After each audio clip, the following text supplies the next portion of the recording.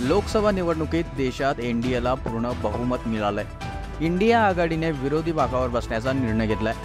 त्यामुळे येत्या 2 ते 3 दिवसात एनडीएची केंद्रात सत्ता स्थापन होईल। पण त्याआधी मंत्रिपद कोणाकोणाला मिळणार याच्या चर्चांना उधाण आलंय।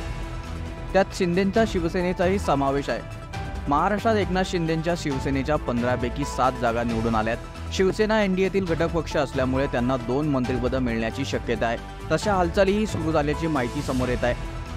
केंद्रीय मंत्रिमंडळात शिंदे गटाच्या 2 खासदारांना संधी मिळण्याची शक्यता आहे। मावळचे खासदार श्रीरंग अप्पा बारणे आणि हातकणंगलेचे खासदार धैर्यशील माने यांची केंद्रीय मंत्रिमंडळात वर्णी लागण्याची शक्यता आहे।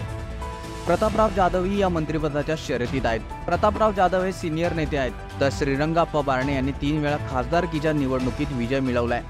श्रीरंगाप्पा बारणे यांची संसदेतील कामगिरी आणि विजयाची हॅट्रिक मंत्रिपदाच्या हक्कासाठी पुरेशी आहे।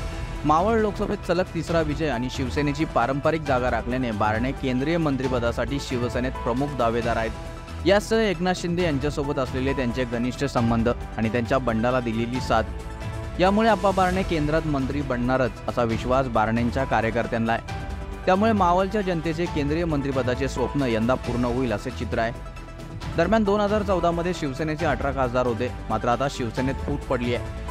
एनडीए सोबत असलेल्या शिवसेनेला केवळ 7 जागा मिळाल्या आहेत। 18 खासदार असताना शिवसेनेला जवळपास 2 कॅबिनेट मंत्रिपदे मिळाली होती। मात्र यावेळी एकनाथ शिंदेंना किती मंत्रिपदं मिळतात याकडेच आता सर्वांचं लक्ष लागलंय।